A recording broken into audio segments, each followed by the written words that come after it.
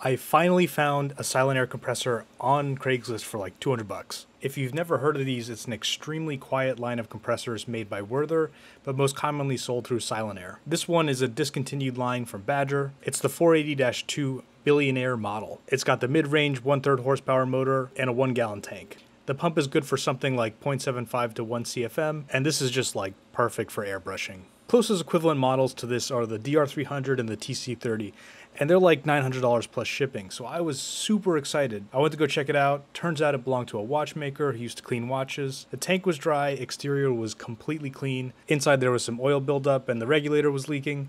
But I was like, watchmaker probably took really good care of this, and I have a spare regulator, so I took the plunge. And this is how everything went wrong.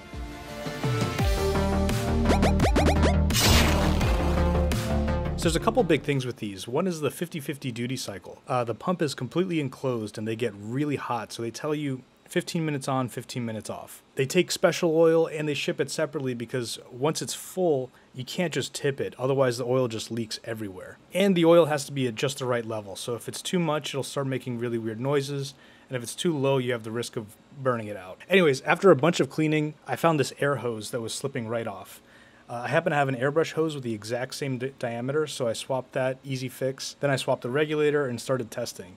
And everything was working really well. I did a bunch of testing with all my airbrushes for my last video on quiet compressors. This thing was killing it. Very similar performance to the Fortress 1-gallon with a fraction of the noise. And then right after I finished my sound test, I heard a large pop and the air hissing. This is like my worst nightmare. I have a fear of things that are under pressure, and it turns out the tank popped a pinhole leak right in the butt. Honestly, super disappointing, but a leak is better than some kind of an explosion. Also, this tank is welded into the base, so I knew I was going to need a new tank and a whole new housing, so I contacted Silentaire, and they're like, we don't have those tanks anymore. It's a 20-year-old compressor. But they were like, we can give you a discount on the new one, but it was still like way too much. So here I am. I got the 1/3 horsepower pump. I got a new bottle of the special oil, and I need a new tank. So I wanted something between like 1 and 2 gallons with a higher pressure rating. All the ASME rated tanks are like $400. The Amazon ones are like 50 to 80, but you get like mystery metals, questionable quality, and no fittings. So I decided to get this Bauer cordless compressor since it's on clearance, tank size is perfect, working pressure is ideal, and I get all the attached parts already on there. But more importantly, it has a really good frame in the back for mounting components, and the drain valve is right at the bottom of the tank, so I won't have to tilt this sideways just to drain my tank, which is like unusually rare. I don't know why. So teardown is pretty straightforward.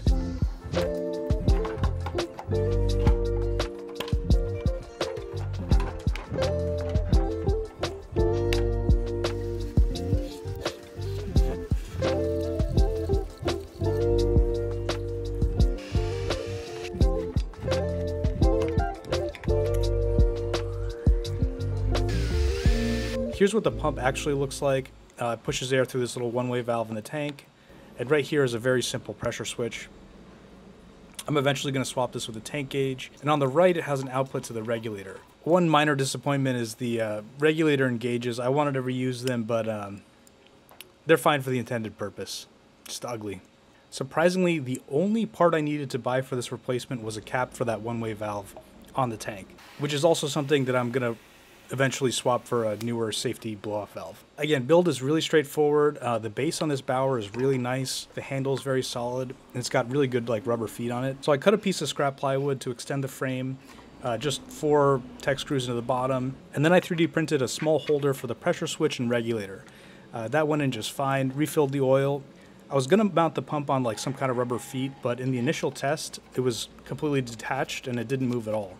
One of the issues I noticed before the first tank blew is that the tank gauge was reading a little bit higher than the intended cutoff. This style of pressure switch is adjustable. The 2 bigger springs control a switch, and they have to be balanced. So I decided to detune it a little bit so it's cutting off at 115 psi now. The smaller spring controls the cut-in pressure, which is also adjusted down to about 85. With both of these, you turn clockwise to increase the psi, and counterclockwise to reduce tension on the spring and lower psi. The fill port is also the intake. It's just a tube right into the oil well.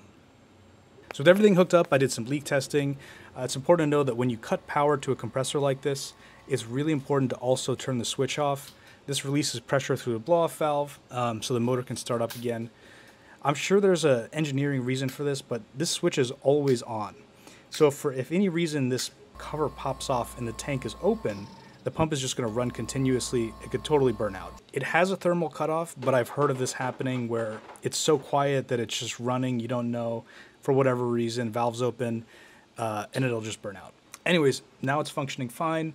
I might run an additional silencer catch can to the blow-off valve, just because it's still shooting oil a little bit.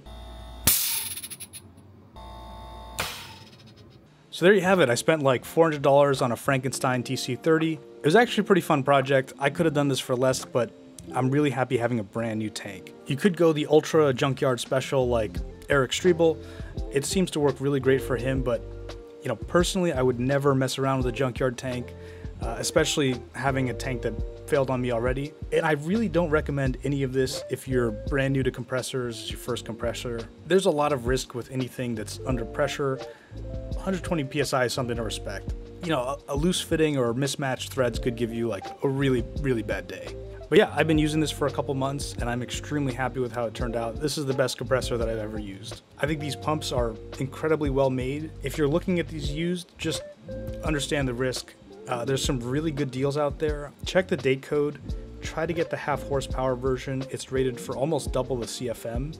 But if it's not the original owner or you're buying off eBay, it's probably going to be a big oily mess when you first get it. But yeah, just double check everything and definitely double check all your threads. So I hope this video helps somebody, and next video is going to be a long-term review of the PS290, my all-time favorite airbrush, or it's going to be an Arcane Sheriff build.